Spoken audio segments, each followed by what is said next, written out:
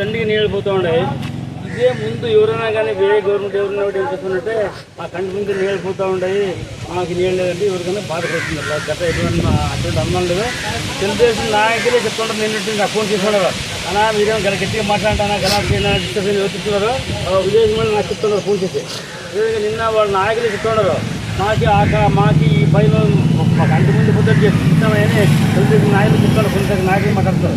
అంతా టీవీలో కాలువ నీళ్ళు వేయకుండా బోర్వెల్ వేసినట్టు కలర్ కాకుండా ఎంత రెడ్గా కలర్ అంటే కలర్ వాటర్ కాబట్టి వాటర్ దానికి సాల్ట్ వాటర్ కాబట్టి ఆ శక్తి బాగా డెవలప్ కాదు రాలేదు. కాబట్టి రైతులు ఏమంటారంటే మాకు ఒక్కొక్కసారి దానికి ఇంకొద్ర వాటర్ ఉంటే ఖచ్చితంగా డెవలప్ అవుతుంది. 50 రోజులు వాటర్ ఆల్రెడీ అయిపోయింది. ఫస్ట్ ఇంకొక 5 రోజులు రాకపోతే మాకు ఎంత పీక్ పారిస్తుంది. నెక్స్ట్ పంట పెట్టడానికి అవకాశం లేకుండా అయిపోతుంది. రైతులు అదిగా బాధపడుతున్నారు.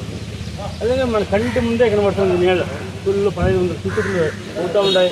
రైతులకు ఫస్ట్ ఇంట్రెస్ట్ ఉంది కాబట్టి మన హక్కు కాబట్టి ఖచ్చితంగా నీళ్ళు కావాల్సిందట ఎటువంటి అనుమానం లేదు. కాబట్టి ఖచ్చితంగా మనకి నీళ్ళు వదలొస్తుంది.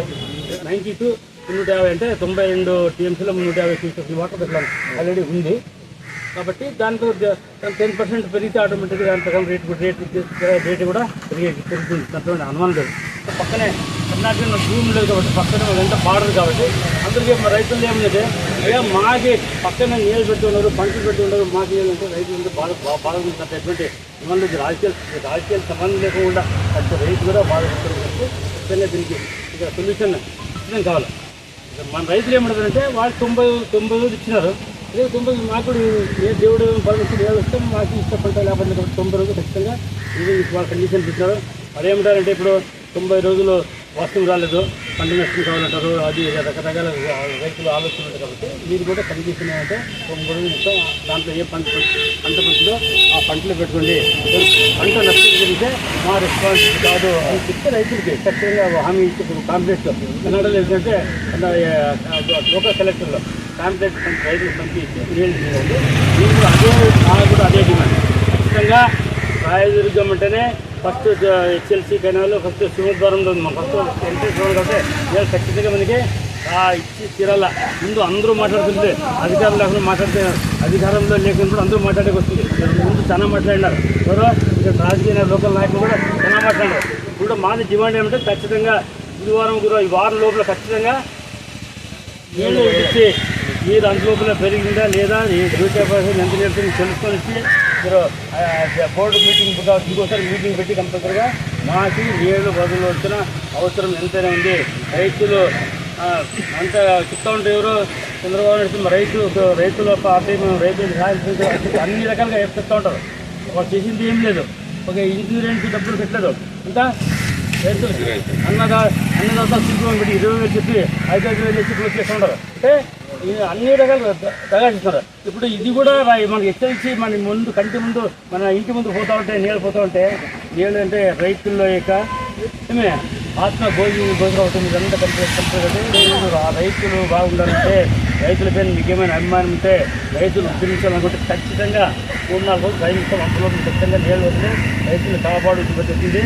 ఇంకా ఒకటి ఏమంటే ఇక్కడ కన్నేకల్ ఏరియా కొన్ని ఏరియా ఇక్కడ ఉంది. ఇక్కడ కొన్ని విలేజ్లు ఉంది. ఏమైనా అడిగి రైతులు అడిగేదంటే మా చౌడు భూమిలో బాగా వేరే పంటలు దాన్ని చూస్తారు. కన్నేకల్లో ఇద్దరు చూసినారా రెండు పంటలు కూడా బాగా వేరే పంట పండింది లేదు అక్కడ. కాబట్టి కొంతమంది మేము కూడా చెప్తానేమంటే అయ్యా అవసరం ఉంటే మాత్రం బాగా పెట్టారు కూడా బోర్ ఉంటే పెట్టుకోండి. బోర్ ఉంటే అది కూడా మాకు కూడా బోర్ ఉంటే పెట్టుకోండి. కాబట్టి దానికోసం ఇక్కడ భూమిలో అన్ని రైతులు అంటే పక్క పంట మాగాని 2వ పంటకి పత్తికి కొన్ని దగ్గర పత్తి చేసిన తప్ప వేరే పంట పండదు. కాబట్టి ఖచ్చితంగా మా డిమాండ్ మీరు కాళేశ్వరం గారు, మీరు లోకల్ ఇక్కడ ఎమ్మెల్యే గారు ఉంటారు, అదేవిధంగా విప్పుగా ఉంటారు, పార్టీ సభ్యులు మీ యొక్క జిల్లా అంతా జిల్లాను తిప్పి చక్రం తిప్పినాడు మీరు. ఇప్పుడు మీ చక్రం ఎందుకు తిరగలేదు మాకు అర్థం కావట్లేదు. ఎందుకంటే చక్రం తిప్పడం బాధ్యత ఉంది.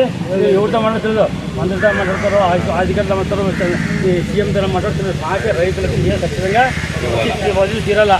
ఇకపోతే మేము కూడా 4 రోజులు వెయిట్ చేస్తాం. కాకపోతే రోడ్డు కింద ధర్నా చేస్తాము. రోడ్డుకు కార్యక్రమం చేస్తాం. కాబట్టి ఖచ్చితంగా రైతులకు నీళ్ళు ఇచ్చి ఆదుకోవాలని మా యొక్క demand. Thanks for watching this video. ఈ వీడియో మీకు నచ్చినట్లయితే లైక్ చేయండి, షేర్ చేయండి, సబ్స్క్రైబ్ చేసుకోండి. మన రాయదుర్గం ఆర్డీజీ న్యూస్. మా లేటెస్ట్ న్యూస్ అప్డేట్స్ కోసం నోటిఫికేషన్లు రావడానికి బెల్ బటన్ని యాక్టివేషన్ చేసుకోండి.